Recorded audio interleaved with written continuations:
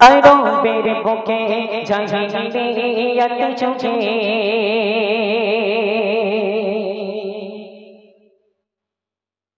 আরো বেড়ে বুকে জাহিলিয়াত চোখে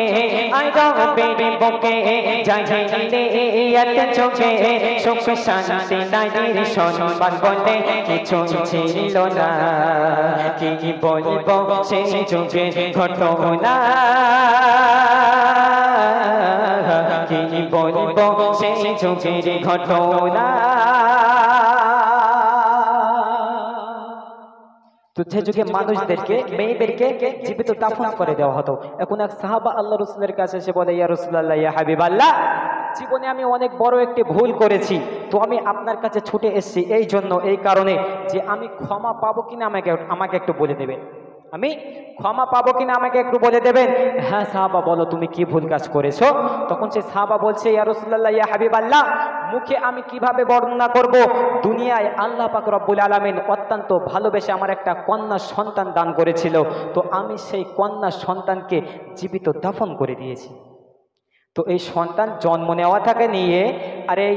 জীবিত দাফন করা পর্যন্ত গজলের মাধ্যমে আমি আপনাদেরকে শোনাচ্ছি আপনারা একটু মনোযোগ দিয়ে শুনবেন I don't bear buke jahiliyat choche I don't bear buke jahiliyat choche সুখ শান্তি নারীর সম্মান বলে কিছু ছিল না কি বলবো সেই যুগের ঘটনা কি বলবো সেই যুগের ঘটনা এক মানব প্রিয় নবীকে শোনা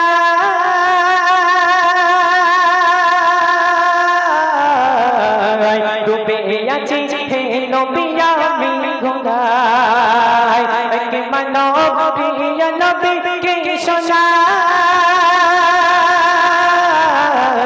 ডুবে আছি হে নবী আমি গুনায় কি হবে আমার পায় বলেন হে নবী আমায় কি হবে আমার পায় বলেন হে নবী আমায় পাবো কি ক্ষমা আমি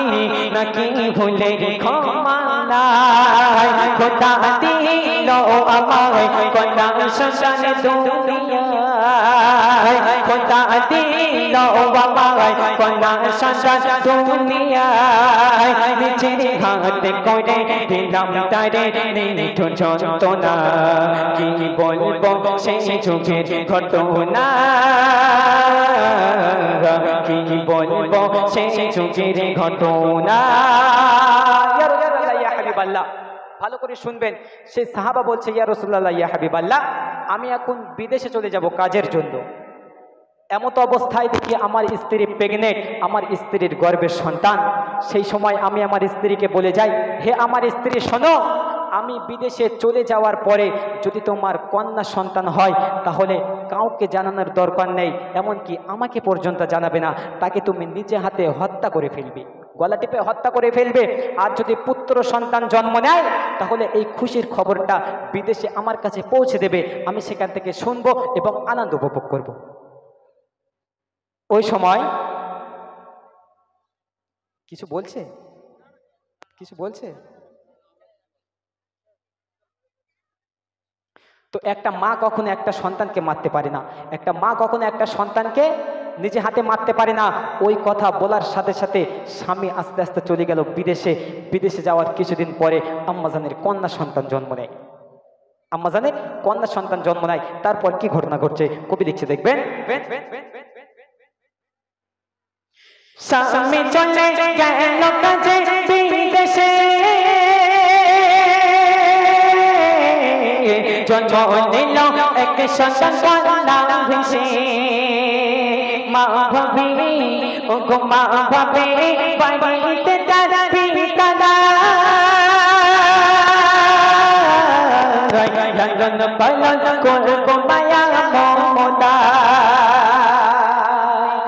মেয়ে সন্তান যখন জন্ম নিয়েছে তখন আম্মাজান তো সেই সন্তানকে মারতে পারবে না।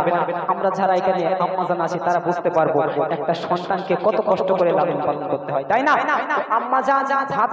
আম্মাজান ভাবছে আমার স্বামী যেহেতু বিদেশে গিয়েছে 2-4 বছর পরে বাড়ি আসবে, তো এই 2-4 বছর পরে যখন বাড়িতে আসবে তার মধ্যে আমার মেয়ে অনেকটা বড় হয়ে যাবে, তখন হয়তো আর আমাকে মারতে পারবে না। তো মা কাউকে না জানিয়ে আস্তে আস্তে মেয়েকে বড় করছে। দেখবেন স্বামী চলে গেল কাজে বিদেশে, জন্ম নিল এক সন্তান বাংলাদেশে। মা ভাবে ও গো মা ভাবে বাড়িতে তার পিতা নাই, লালন পালন করবো মায়া মমতায়, লালন পালন করবো মায়া মমতায়। বাপকে মানা জানিয়ে মেয়েকে বড় করে, বাপকে মানা জানিয়ে মেয়েকে বড় করে, বেড়ে ওঠে কন্যা তখন 4 বছর পার করে। ফেলছে কচি শিশু হেসে খেলে আঙিনায়, ফেলছে কচি শিশু হেসে খেলে আঙিনায়। মা ভয়ে মরে স্বামী